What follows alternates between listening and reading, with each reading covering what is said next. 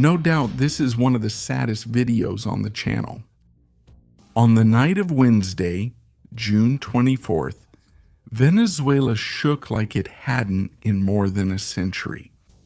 Two earthquakes with magnitudes of 7.2 and 7.5 on the Richter scale struck the central and northern regions of the country, just 39 seconds apart. The first tremor came as a warning. The second was stronger and more shallow.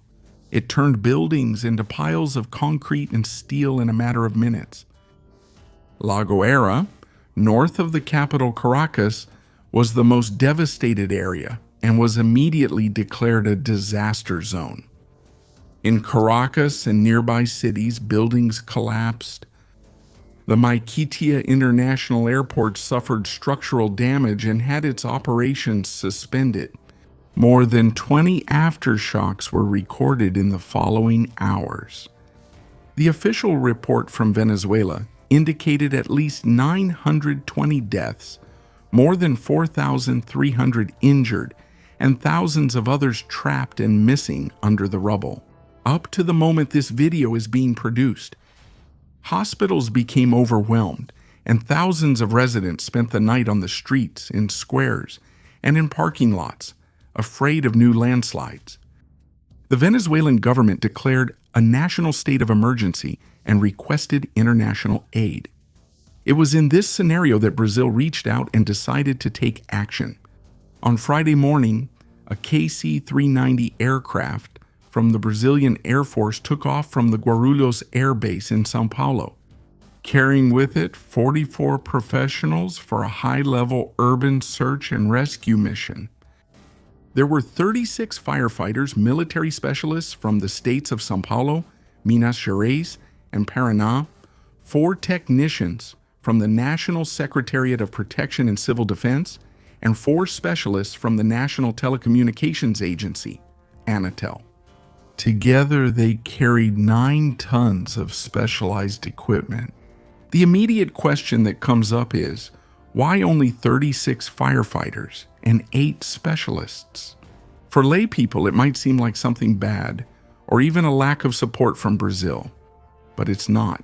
The answer lies in the combination of high-level training and technology developed and tested by Brazil in its own tragedies. The Brazilian firefighters who boarded had already worked in large-scale disasters both inside and outside the country, such as Brumadinho, Mariana, Haiti, Turkey, and Mozambique. They are trained in search and rescue techniques in collapsed structures, according to international standards. They bring with them sniffer dogs, doctors for pre-hospital care, and a specific set of tools, such as hydraulic cutting and braking equipment, shoring systems to stabilize unstable structures, and jacks and load-lifting systems. All of this allows the teams to work safely and methodically among the rubble without putting more lives at risk. But what really sets this mission apart is the 4 specialists from Anatel. They bring spectrum analyzers and high-sensitivity directional antennas. These devices can pick up signals and cell phones that are still active or that remained on under the rubble, even before everything happened. If you want access to full analyses with exclusive content, such as videos, shorts, and live streams that are not released publicly here, become a channel member for just 7 Rs per month. In situations of landslides or collapses here in Brazil, this same technology has already been used to guide rescue teams more accurately, reducing search time and increasing the chances of finding survivors. This ability to detect electronic signals acts as a force multiplier. Instead of randomly searching every meter, the teams can prioritize areas where there are signs of life. The sniffer dogs complement the work by detecting human scents in places where electronic signals may not be present. The result is a faster, safer, and more efficient operation. Sending a much larger contingent with hundreds of people would not necessarily be more effective at this moment. The local infrastructure is compromised, hospitals are crowded, and thousands of people are sleeping outdoors for fear of new tremors. There is no structure in place to shelter, feed, and provide logistical support to a large force in the field.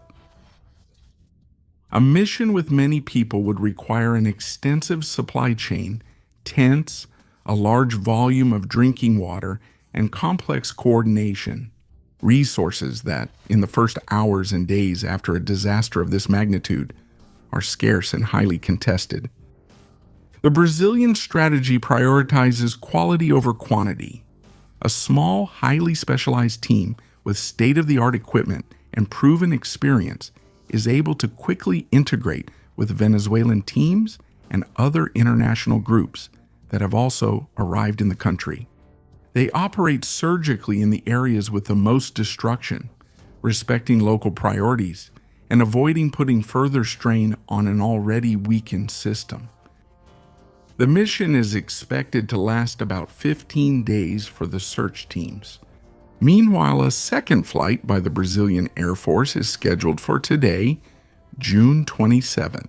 It will be carrying equipment for setting up a field hospital, medicines, surgical supplies, and 100 water purifiers with solar panels. These items will help both in rescue operations and in assisting the victims, as well as supporting the affected population. Time is a critical factor here. The first 72 hours after a collapse are considered the period with the highest chance of survival. After that, the odds drop quickly. Even so, rescue teams around the world keep working as long as there is any sign of life. The Brazilians who arrived in Venezuela know that. They are not just going to recover bodies, they will use every technological tool and every technique they are trained in to try to bring people back alive. On Friday afternoon, MV-22 B. Osprey Tiltrotors from the U.S. Marine Corps also arrived at the Venezuelan airport of Maiquetía to support the search efforts. Military and tactical transport aircraft, such as the Lockheed C-130, Hercules KC-390, C-17, and MV-22, are more suitable in these tragic scenarios. They have reinforced landing gear and relatively lower tire pressure, which better distributes the weight on uneven or cracked pavements, such as in earthquakes. Some have stall capabilities in short braking distances, allowing operations with effectively shorter runway lengths in emergency situations. The video isn't over yet, but if you want to watch the full video, just become an exclusive channel member for only 7 Rs and 97 Rs and 99 cents per month. Click the Become a Member button in the video. What did you think of this response from Brazil to help after the disaster in Venezuela? Leave your opinion in the comments. Turn on notifications so you don't miss any content.